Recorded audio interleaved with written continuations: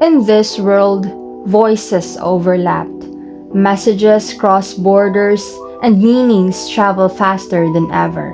Communication has become more than just an exchange of words. It is an art of understanding what lies beyond them. Every glance, gestures, silence, and setting forms an invisible thread that connects people. But what will happen if we misunderstand someone's actions, words, or even their language? So let's learn about that. Let's talk about the high context and low context cultures and communication. This topic will help us to become an effective communicator. Now let's begin. Firstly, what is context in communication? How does it affect our daily conversation? Well, it is a circumstances surrounding a message including environment, participants, and psychological state as well as the cultural background. It makes sense of what is being said.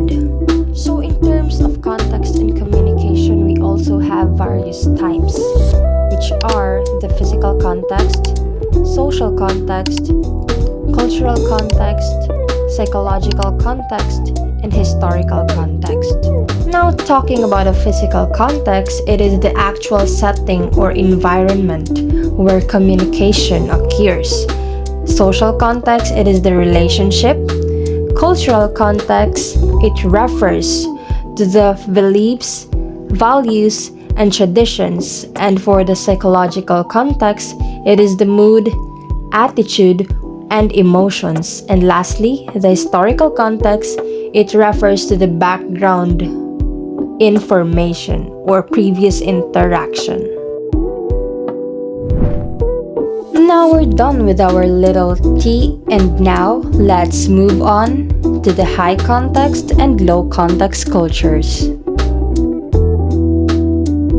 So talking about the high context, this rely on context and nonverbal cues. Basically, it is indirect.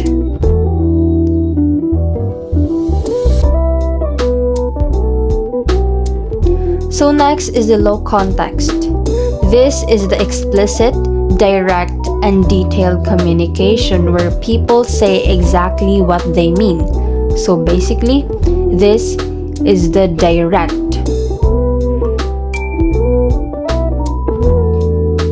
Now talking about their characteristics.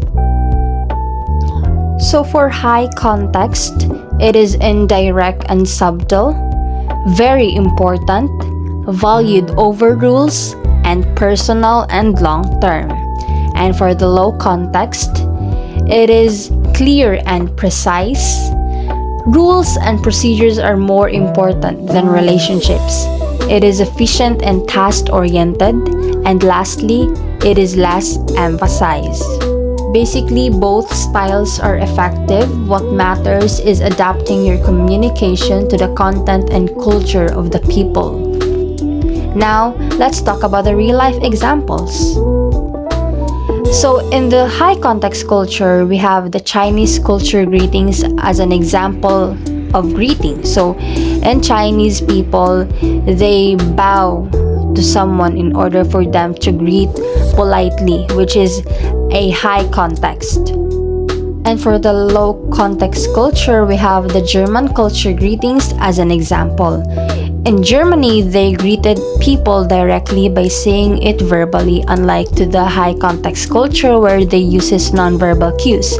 In this country, they uses verbal cue in order to greet people.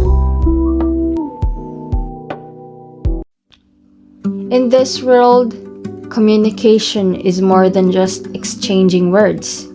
It is a complex dance of meanings, gestures, tones, and shared experiences. Learning about context in communication has made me realize that words alone are rarely enough. They are like seeds that need the right environment to grow into understanding.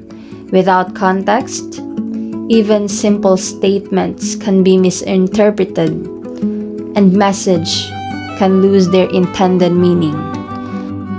This is Trisha Nicole the Antiola, believing that communication is the key. So learn about the context in order for you to become an effective communicator. Thank you for listening.